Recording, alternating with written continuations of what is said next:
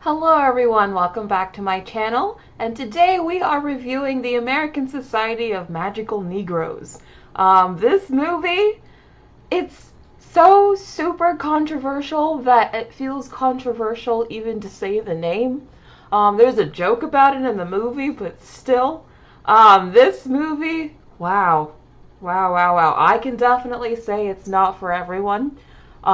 Even though I enjoyed it slightly more than I expected it to, I can definitely say confidently this is not a film for everyone.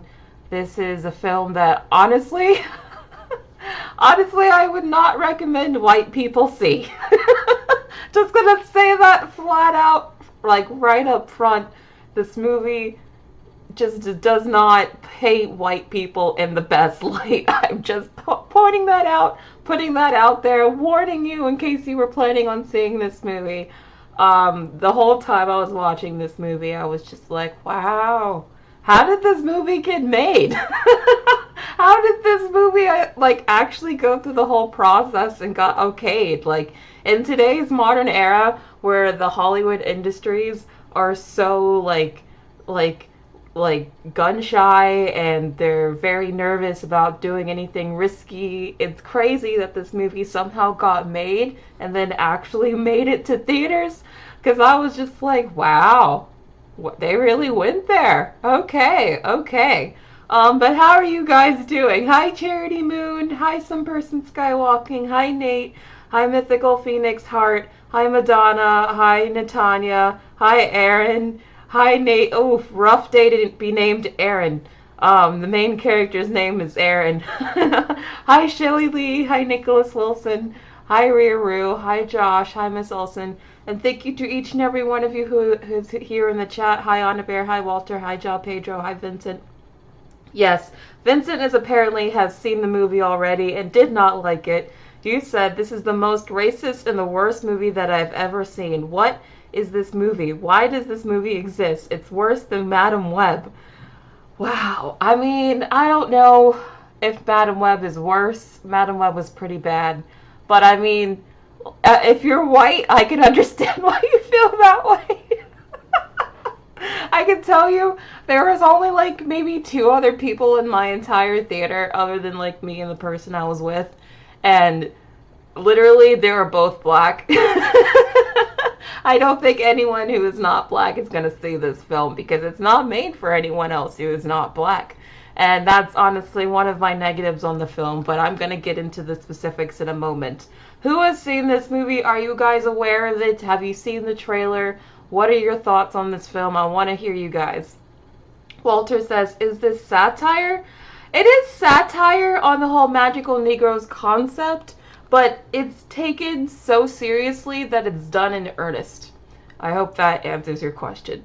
Charity Moon says, I hate when people say the N-word, especially when they are not black. It's weird. No one does that in this movie. That is not an issue for this movie. I will tell you what it's about, Ellie. I'm going to go through the whole plot in a moment. It is a theatrical release. It seems like something that should have gone to streaming, but no, this actually made it to theaters somehow. Tanya, I mean, that's how I feel. I mean, honestly, reviewing this movie, I'm going to have to be very careful. So, just warning you, heads up. Anyway, getting to my review, I just want to start off by saying, yes, this movie is very controversial. I would say this is probably one of the most controversial films I've seen in a long time. But it's done intentionally, and I think they were thinking this would be like a Jordan Peele-esque kind of film, but I think they pushed the buttons and crossed the lines so much that I think that it goes past Jordan Peele and like it goes into the non-commercial territory, because Jordan Peele can bring up racial topics and still do them very well and make it commercial for white people and all sorts of people. This movie said, F them white people. This movie said this is for black people only. And I almost kind of respect it for how audacious it was and being like, this is what it is, this is what we're doing, this is what we have to say, if you don't like it, get out. because that's how this movie feels to me, at least. Um, Primal Plasma says, Brittany, you are under no obligation to watch a movie that is offensive to you thematically and may bring you down, even if it is made by someone from your own culture. Well, I wanted to talk about this movie and review it because everyone was so up in arms about the trailer, and I had to know if the trailer matched up to the movie. And I have to say yes and no, and I'm going to get into why. Nicholas Wilson says, am I, as a white bloke, going to get funny looks in the theater? No. You should, if you want to go see this movie, go see it. I'm just telling you. I'm going to explain the plot. So, just by the way, this is a spoiler review. I'm going to be spoiling everything in this movie. So, if you want to see this movie, I'm letting you know I'm spoiling everything.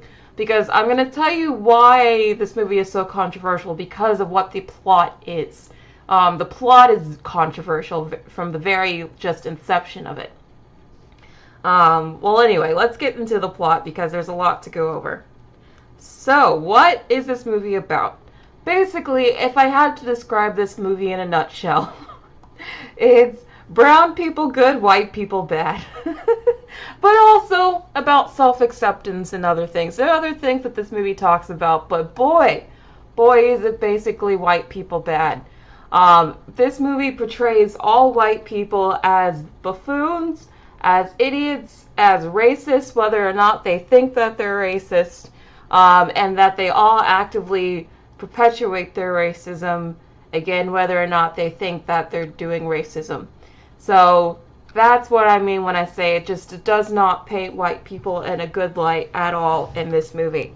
It is very much like, this is the perspective of a black man in America. Every white person is out to get you. You're always scared going into a room full of white people.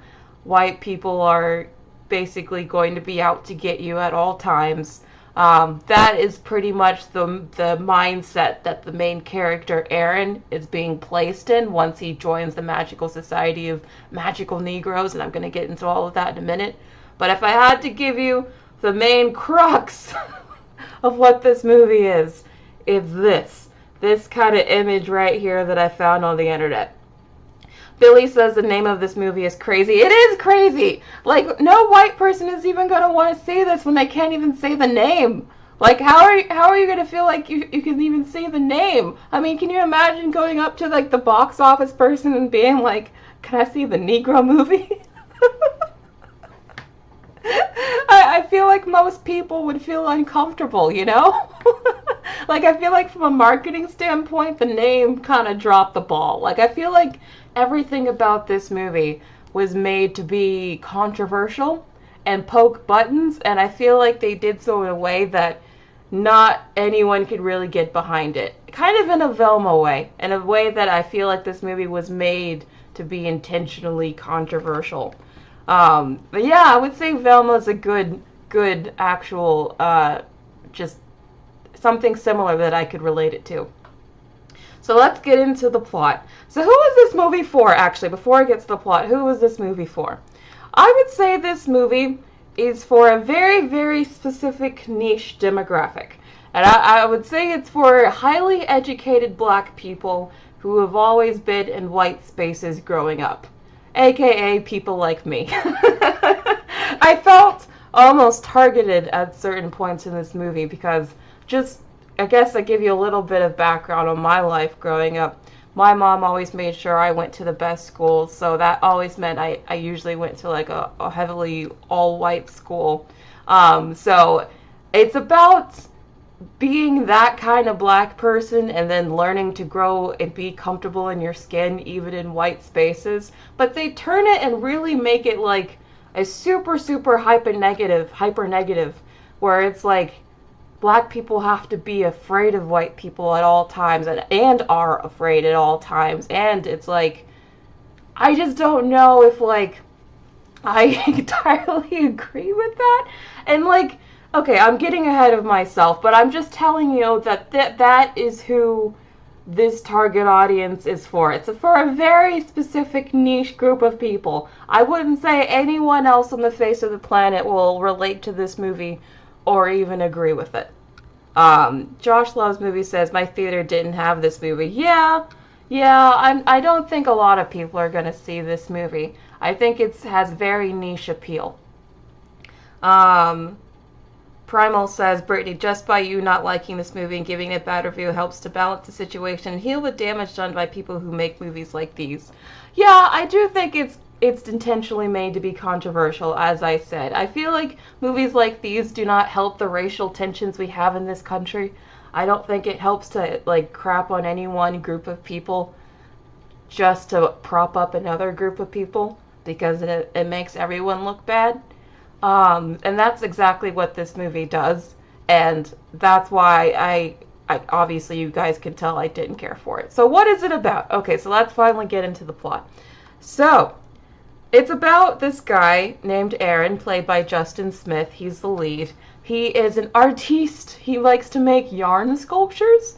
And the movie opens with him kind of being at this art gallery where he's trying to supposed to like present his art piece, but no one's interested, and he can't seem to articulate why people should be interested. And he seems very uncomfortable. He's very awkward. Honestly, at first I was like, I kind of felt like he was just generally awkward, like socially awkward, and I could relate to that, but like I didn't think that, oh, he's awkward because he's in a room full of white people. Like, that's not where my mind would go to, but that's where the movie thinks your mind should go to, because that's what they try to kind of highlight, especially towards the end. Like, the whole reason he's uncomfortable is because he's in a room full of white people.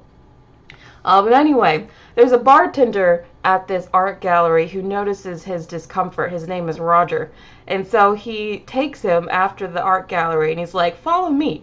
And he takes him to this like Kingsman-like front for this society. If you've seen Kingsman, you know what I'm talking about. But instead of going to a nice like suit shop, he takes him to a barber shop. So it's kind of like, you know, playing on what happens in the black community. He takes him to this barber shop and they go through this magic door or whatever, and he finds himself in the society, which is called the American Society of Magical Negroes, and this is where he finds out what they do and what this society is. And before I get into what the society does, because this is where it starts getting super wild, are we all on the same page? You all understand? So it says super chats are still off? What? Hold on.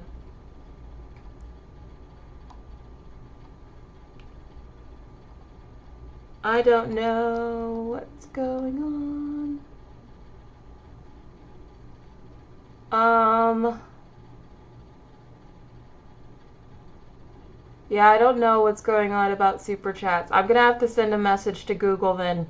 Thank you for letting me know, Shelly Lee. Because yeah, that's not cool. Thank you for letting me know. Josh Loves Movies says, I don't think it's going to ruin his career as he is in I Saw the TV Glow from A24, which has much better reviews. You know, I like Justice Smith. I really do. I like him a lot. I've liked him in everything I've seen him in. He's actually good in this movie. I would say one of the positives of this film is that he's actually a good actor in it, and all of the other actors do a good job in their roles. So the acting's fine. No problem with that. It's just the plot and some of the race elements. Those are the issues. Oh, you know where this is going, some person skywalking? Well, yeah, let's get to it. So, getting back to this. So this is what the American Society of Magical Negroes is. So, they are a society of black people who live in secret. They're kind of like secret agents. Think of, again, like Kingsman, a sort of secret society of agents. But instead of going out and kicking butt, what they do is they... okay. Just, I warned you. So there's this meter called the white tears meter. So they monitor the white discomfort of every white person on the planet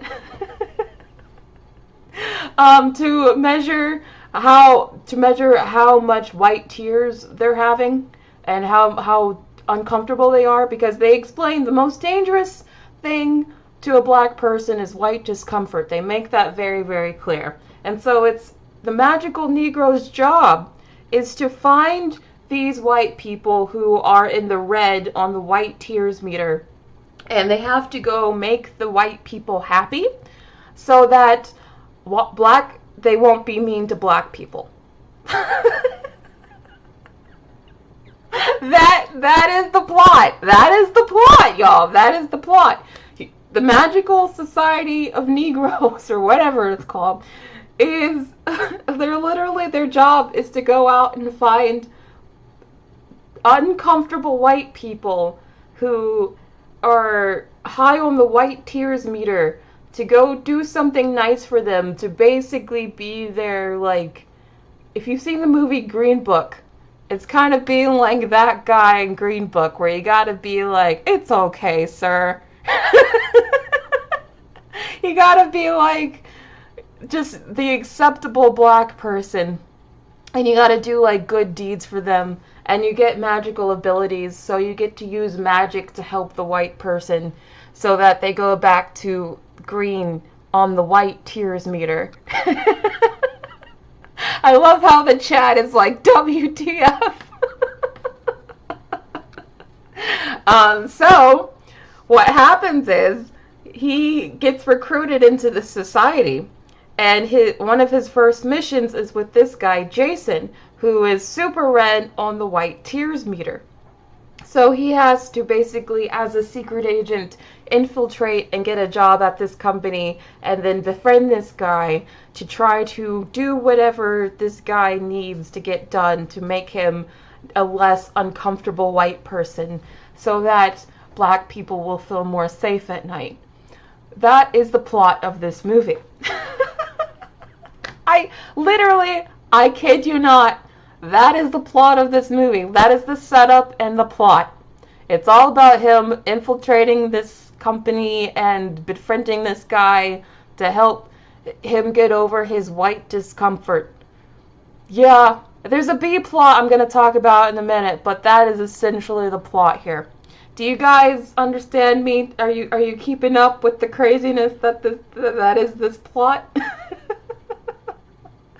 Kaka says, so if they have magical powers, then why aren't they helping themselves with the powers? You aren't allowed to do that! That's the craziest part, Kaka! That's the craziest part. You aren't allowed to use the powers to help yourself. You can only use the powers to help white people.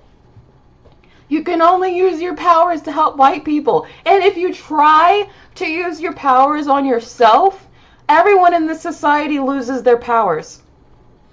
So that means you have to fulfill your mission. You can only do your mission, or you lose your powers. Not just you, but everyone in the society loses your powers. How messed up is that? So you finally get powers and all these abilities, and they can do literally anything. They can teleport, they can make stuff appear out of thin air. They have like limitless abilities as magicians or whatever. But they can't use the magic on themselves. They can only use it to help white people. That is what the society is about. It is so crazy to me. I'm sorry. I just find this movie so crazy. I'm gonna get to the speech at the end, Kaka. I'm gonna get to the speech. Oh, you're confused, Donna Bear? I'm so sorry. What are you confused about? Sheeta Viper says this might get the Razzie. Maybe. I think Madam Web is gonna get the Razzie, though.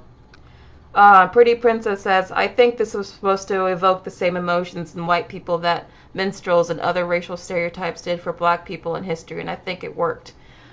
I don't know. Did it? Because it seems like this movie's getting everyone upset with it, even its intended target audience. I don't know. Because like I said, literally they portray every white person in this movie as an absolute idiot. Like this guy, Jason, he is I would say the walk-in archetype for, like, the average Joe Schmo in corporate America who just works his way up for being a white guy but never has to earn it himself. In fact, they make that explicitly clear in this movie. And he's not the only person. There's another moment in this movie where Aaron, the main guy, he encounters this girl who... she's very drunk, and she, like, gives him her purse to, like, hold for a second, but some other guys see him hold the purse, and magic was able to be used to, like, get the purse out of his hands before, like, he got jumped or something. So there's other white people that are also seen in this universe as basically just archetypes as awful and always wanting to hurt black people. That's how every white person in this movie is portrayed in this movie, and Jason here is the key example of that. Shelley Lee says, "This is where our age difference comes into play, Brittany. I totally get the use our powers on white people thing here. It was my work experience when I entered corporate America." Oh, okay, interesting, Shelley. So you get using your powers on white people. I didn't get that. I'm gonna be honest. I felt kind of mad that, like, could you imagine actually getting to be a part of some cool magical society where you're gifted with abilities, but then you're told you can't even use them for yourself, or you're disqualified. You can only use them to help white people. I feel like, I don't know, I would be so mad. I'd be so mad. I don't know. I'd be pissed. I'd be very pissed. Nicholas Wilson says, "I've seen explosions where more subtle metaphors than here." Yeah, this movie is not subtle. That's why it's very satirical, very on the nose. This movie does not know how to do subtlety at all. It's very extremely on the nose with its satire. But anyway, so there's this other girl at the company named Lizzie. She is Jason's work wife, but also becomes the love interest of the main character, Aaron. And I really liked Lizzie. I really liked her a lot. Again, I think the acting in this movie is one of the positives. I think that they had a lot of chemistry together. I think the B plot of their relationship together was actually the one positive in this movie that I was really attaching myself to, and I liked about them. This is one of the positives in the movie, is that there's this B plot between these two characters. I really bought their relationship. They had a lot of great chemistry. But anyway, what happens between them is that the guy, Jason, ends up deciding that he likes her. And because it's his job to serve Jason, he's not allowed to like her anymore, because now Jason likes her. So he has to pretend not to like her anymore because Jason likes her. And that becomes a huge bit of controversy, because now he has to pretend to not like her. And there's also other issues within the company. The CEO is apparently super racist. The entire company is currently going through a scandal where they're at some sort of tech company, and their facial recognition wouldn't work on black people. So they're having to prove to the world that they're not racist, and they're having Aaron work on this diversity presentation just to be, literally, it's explicitly said in the movie, just to be there for representation purposes. There's a lot of metaphors and very on-the-nose stuff about race in this movie. It's not subtle at all, like I said. But anyway, Aaron gets very uncomfortable always trying to do stuff for white people. He starts to get tired of it, even though he has these abilities and everything. So eventually it all comes to a head, and he and Jason have this presentation to do at the very end of the movie. But at this point of the movie, Aaron has had enough of him, and because he was also on the team, Jason was on the team that didn't include black people in the Face ID. So he's just like, "Dude, I need you to acknowledge some of the racist shit you do, basically. And I'm tired of feeling like I can't voice my opinions around you. I feel like I can't take up space around white people. I feel like I just now realized that I deserve to be alive." Like, he basically has this big breakdown during the middle of this big business presentation the two are supposed to have together. This is the climax of the film. And he leaves. He decides he's going to go kiss the girl, which is all against the society's wishes. So he ends up getting kicked out, but he has this big speech about not wanting to work for white people anymore, essentially. And so that's what gets him kicked out of the society, and that's essentially the end of the movie. So I hope that's the big overview of the plot. I'm going to get into some of my critiques and specifics in a minute, but that's the plot of the movie. I know, literally, Mushy says this sounds incredibly stupid. It is incredibly stupid. I didn't even tell you about the part where the main president of the head of the society flies. I didn't even tell you about that part. She literally flies, and then when they lose their powers, she gets upset because she could no longer fly. I didn't even tell you about that part. And like this whole movie is supposed to be magical and whimsical. And so like you hear magical, whimsical music during parts of this movie too, and it's just so funny to me. And it's taken so seriously too, like it's all done in earnest, even though it's satire, which just makes it even more funny. But yeah, that's the plot. What do you guys think of the plot? Spinlock says, I guess this movie is the black equivalent of Bros. That's a good way to put it, because yeah, Bros, if you guys don't know what that movie was supposed to be for like gay representation. It was starring Billy Eichner. Yeah, it was starring Billy Eichner, but like it also flopped. And it was because not even gay people liked that movie. It was supposed to be like, oh yeah, positive representation, but then the movie itself wasn't very good, so no one liked it. This is kind of like that, yeah, but for black people. I would say that's a pretty good representation, or a pretty good comparison. You know what's a good movie for black people? What's it called? The Blackening? No. What is it called? I think it was called The Blackening. It was a horror movie that came out last year that starred an all-black cast, and it was hilarious. I loved it. You guys should see that movie. And it's a movie that everyone can enjoy of all races. It doesn't hate on any one race, even though it still has some racial elements. It's still a good, entertaining movie at the heart of it. So I would recommend going to see that. Or was it the Blackteenth? It was something about the Juneteenth, but for black people. I don't know. It was a horror movie. You guys should go watch that instead. That was a lot better. Yeah, Brokeback Mountain is a better representative movie than Bros. Representative. Why did I say representative? That's not a word. I did not see Bros, but everything I've seen from it and heard from it sounded horrible. Peach Cobbler says, thank you for taking one for the team by seeing this movie. You're welcome, you're welcome. LP Harris says, Matt, this could have been done in a less polarizing way. It really could. It really feels like they did things to be intentionally polarizing. Like, there's no way they did these movies and like they couldn't be, they weren't aware that what they were doing was going to be polarizing. There was no way. Oh wow, Baz Banter just gifted 1 membership. Thank you so much, Baz Banter. I do have to figure out what's going on with super chats. I don't know. Google's been really messing with my channel lately. I'm gonna have to figure that out. So yeah, probably gonna have to message them. But thank you for the gifting a membership. Who's a member now? Pretty Princess, you're a member. Thank you so much for being a member now. Thank you. I really appreciate it. Okay, Olden knows what I'm talking about. The Blackening. Yes, The Blackening was very, very good and a much better kind of movie of what The Blackening and this movie wanted to do are kind of the same thing, but The Blackening does it so much better. It's so much more entertaining that like everyone could enjoy it. That's why I prefer that movie.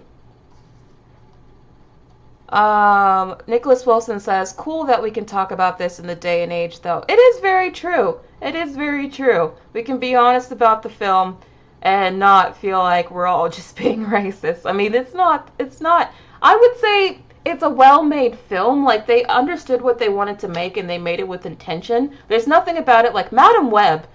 The reason why I still think Madam Web is a worse movie than this is that I thought Madam Web wasn't even a well-made movie. There were too many, like, basic movie-making, filmmaking mistakes in that film for me to even consider it, like, real cinema. Whereas this movie at least was, like, well-made and, like, had a point of view. It just may not be the point of view that we all like. So that's why I still think Madam Web is a worse movie than this one. But, again, here's what I actually did like about it. I like the relationship between Lizzie and Aaron. I thought that their relationship and their chemistry worked. I liked that entire B plot. I really enjoyed that element of this film, not gonna lie. The parts where it was just the two of them talking, going on a walk together were some of the most interesting parts of the movie because of the dialogue. I even think the script is not that bad. We might not like what they're saying, but like from a technical perspective, technical filmmaking perspective, the script is actually very tight. It's just that we may not like entirely what they're saying, is what I'm trying to get across. What I don't like is what it kind of says about race. I do feel like movies like this divide us a lot. I feel like so much hyper focus on race really makes us focus on what makes us different rather than what we should be focusing on, which is what makes us more alike. And I feel like movies like this just really do nothing to help the current divide that's in our country. I feel like it only adds to it and tries to set the flame on it, and I really don't like that about it. And so for that reason, because I think it's still a decently competently made movie, I do like the B plot with the romantic storyline.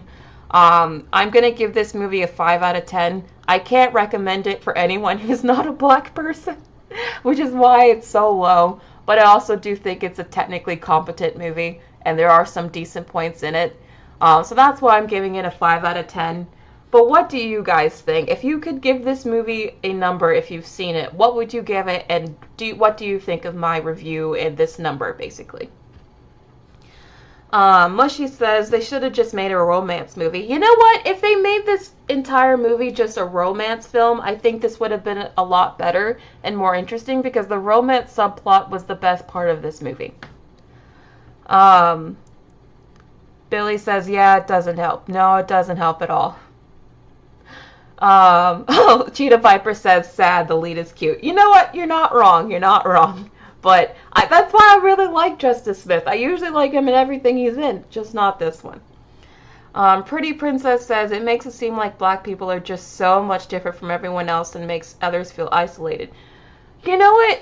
I don't like the whole concept of the magical Negro thing entirely. It makes it seem like, the whole concept of, oh, we must be nice to white people or else they'll want to kill us insinuates a lot of things, like, we're not nice to them already, so we have to be fake nice. It makes it seem like black people always have an ulterior motive around white people. And it does make it seem like anyone who is a sort of educated black person that grew up around white people is sort of this different, othered kind of black person.